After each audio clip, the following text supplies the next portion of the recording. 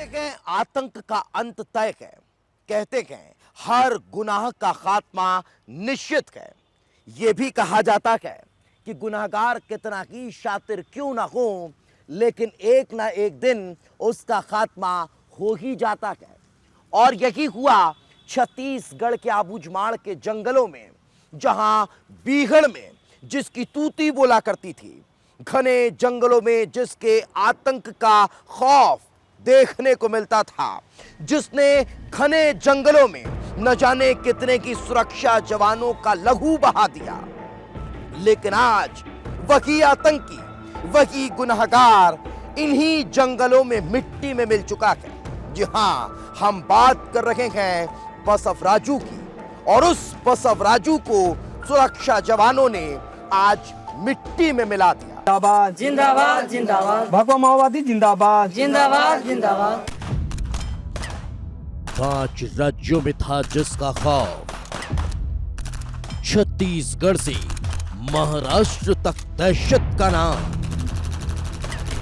जिसकी सिर था करोड़ों का इनाम।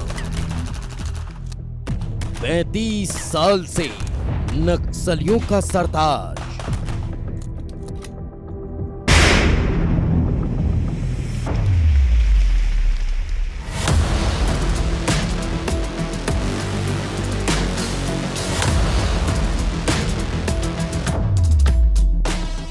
जिसके साए में फल फूल रहा था नक्सलवाद, वो लाल आतंक का सरगना ढेर हो चुका है।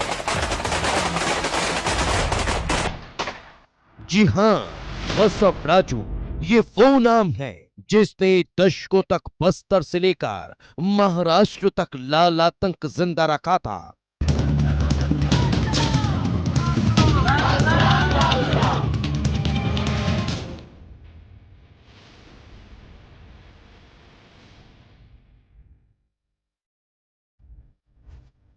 इसकी खौफनाक साजिश और नापाक करतूतों से छत्तीसगढ़ समेत 5 राज्यों की धरती खून से लाल होती रही। लेकिन डीआरजी के जवानों ने इसे मिट्टी में मिला दिया।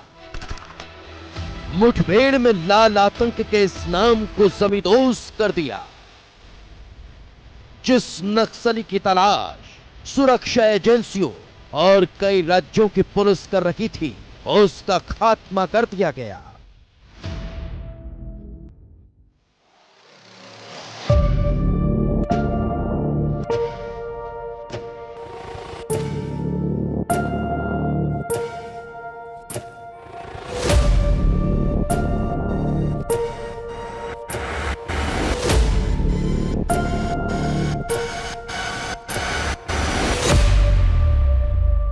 अनेक बार डीआरजी टीम से माओवादी के बीच में मुठभेड़ हुई। मुठभेड़ के उपरांत इलाका का सर्चिंग के दौरान कुल 27 माओवादियों का डेड बॉडी बरामद की गई थे। इसमें सीपीएम माओवादी जनरल सेक्रेटरी बसवराजू उर्फ बीआर दादा का डेड बॉडी भी शामिल है।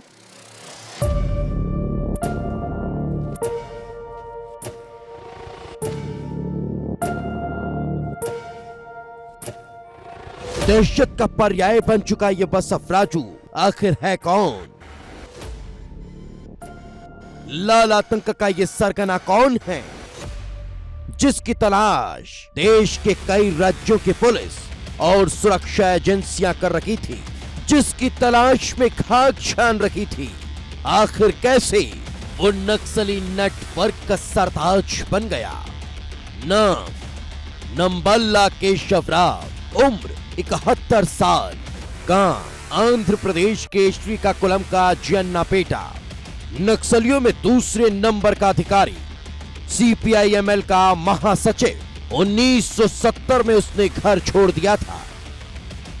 नहीं, केवल बसवराजू के मारे जाने का डर नहीं था, वो कई जगह पर घिरे हुए हैं। चाहे वो अभी देखा होगा आपने बीजापुर पश्चिम जो तेलंगाना से लगा हुआ एरिया है, दुर्गा पहाड़ी या इसको करेकुट्टा पहाड़ी बोलते हैं, वहाँ पर भी इनको नुकसान हुआ है। वहाँ भी उनके बड़े लीडर थे।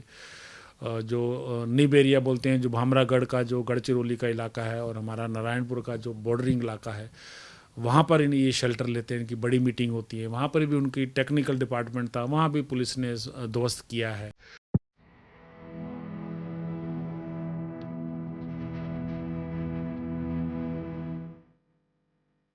आंध्र प्रदेश के छोटे से गांव जन्नापेटा से निकला एक लड़का धीरे धीरे आतंक का पर्याय बन चुका था।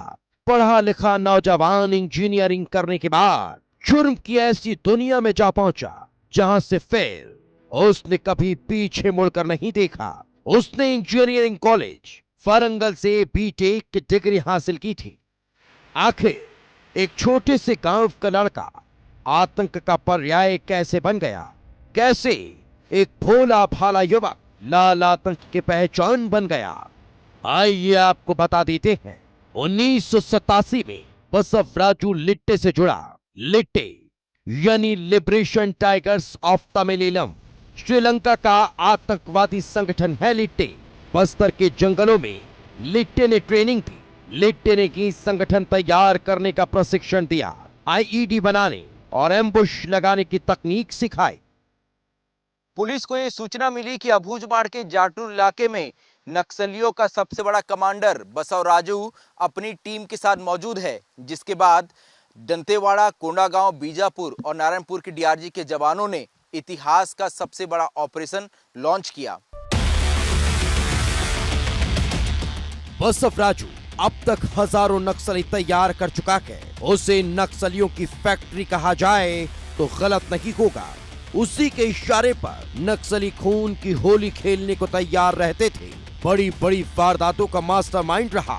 वो घटनाएं जिन्होंने छत्तीसगढ़ ही नहीं बल्कि पूरे देश को दहला दिया था, पूरे देश को हिलाकर रख दिया था। बसवराजू के नेतृत्व में नक्सलियों ने कई हमलों को अंजाम दिया। 2019 में नक्सली हिंसा में 107 लोगों की जान गई, जबकि 2018 में यह आंकड़ा 412 था। दंतेवाड़ा में 76 सुरक्षा कर्मियों की मौत हो या जीरम घाटी हमले में कांग्रेस के बड़े नेताओं के साथ 30 लोगों की मौत, बड़ी से बड़ी वारदातों का मास्टरमाइंड भी बसवराजू ही था। बसवराजू और सीपीआई माओवादी पार्टी का महासचिव है, अर्थात ये कह सकते हैं कि वो नंबर 1 का उनका नेता था। तो 1 नंबर का नेता जब मारा जाता है तो बहुत बड़ा असर पड़ता है। अगर नेतृत्व तो खाली हो जाता है तो नीचे वाले ये समझने के लिए मजबूर हो जाते हैं कि अब वो लड़ाई जारी रखना कहाँ तक सही है या नहीं है। ये सोचना पड़ेगा मुझे लगता है नक्सलियों को। तो मुझे लगता है ये समय आ गया है कि अगर महासचिव उनका मारा गया इसके अंदर, तो जहाँ सुरक्षा बलों की बहुत बड़ी जीत है, माओवादियों को मुझे लगता है पीछे हट जाना चाहिए और स्वतः अपनी हार मान लेनी चाहिए।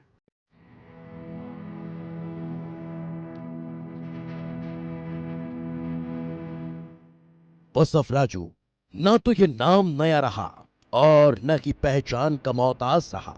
हर बड़े नक्सली हमले में उसके हाथ होने की खबर आती रही। अब आपके जहन में सवाल आ रहा होगा कि आखिर वो अब तक पुलिस और सुरक्षा एजेंसियों से कैसे बचता रहा, कैसे दशकों तक अपने खौफनाक मंसूबों को अंजाम देता रहा, कैसे वो 5 राज्यों की पुलिस को चकमा देता रहा, आखिर कैसे वो पुलिस और खुफिया एजेंसियों के लिए चुनौती बना रहा। तो आपको बता दें, बसवराजू की सुरक्षा व्यवस्था बेहद कड़ी थी। 6 लेयर सुरक्षा घेरे में रहता था। करीब 20 नक्सली घेरे रहते थे। AK-47 अपने पास रखता था। खुफिया तंत्र काफी मजबूत था। बसवराजू के सुरक्षा घेरे को सुनकर आप चौंक जाएंगे। 6 लेयर की सुरक्षा होती थी, 20 नक्सली उसके साथ रहते थे और यही नहीं, इन नक्सलियों के पास AK-47 जैसे खतरनाक हथियार थे। आप समझ सकते हैं कि उसका खुफिया तंत्र कितना मजबूत था कि 3 दशक तक आतंक का पर्याय बना रहा।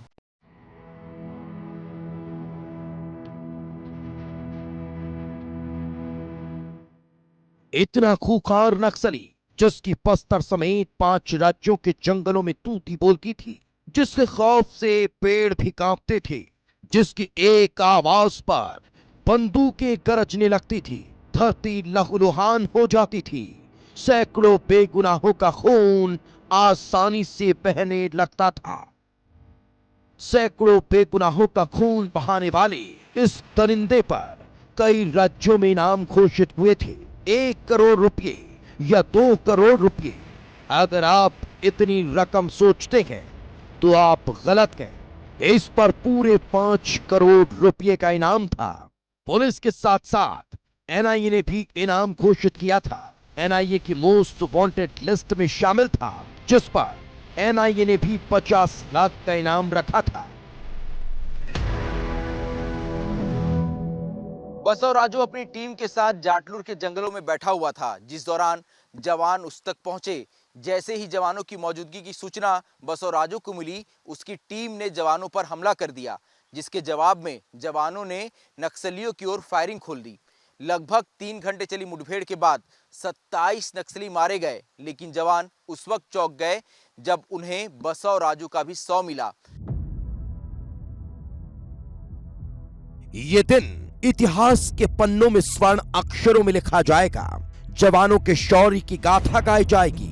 नक्सली खात्मे के नए अध्याय की शुरुआत में इस दिन को मील का पत्थर साबित किया जाता रहेगा, क्योंकि डीआरजी के जवानों ने नारायणपुर जिले में आबूझमाड़ के जंगल में कई नक्सलियों को ढेर कर दिया और इन्हीं में शामिल गए CC member Basava Raju, central committee का पोलित ब्यूरो सदस्य रहा बसव राजू, महासचिव बसव राजू, एम्बुश लगाने ऑल वेलफेयर का जमीनी जानकार बसव राजू, रणनीति बनाने में माहिर बसव राजू, हजारों बेगुनाहों का खून बहाने वाला बसव राजू, नक्सली सैन्य कमान संभालने वाला बसव राजू, आक्रामक हमलों के लिए मशहूर बसव राजू।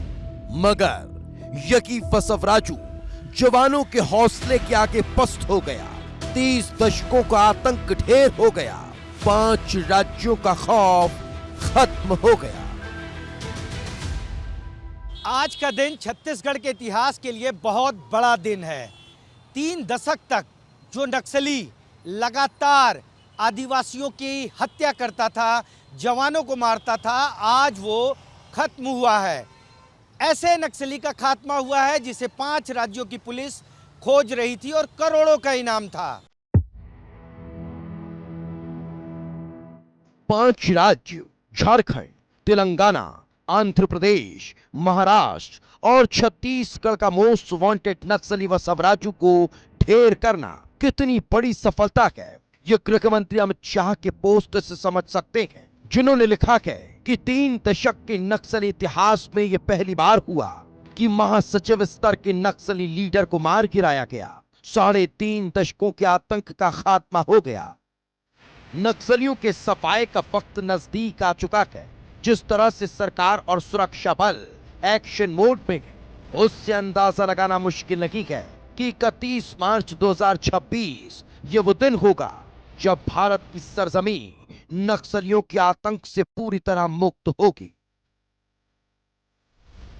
मैं विश्वास के साथ आप सभी को बताना चाहता हूं कि 2026 मार्च तक आप सभी के सहयोग से ये देश दशकों पुरानी समस्या से मुक्ति पा लेगा।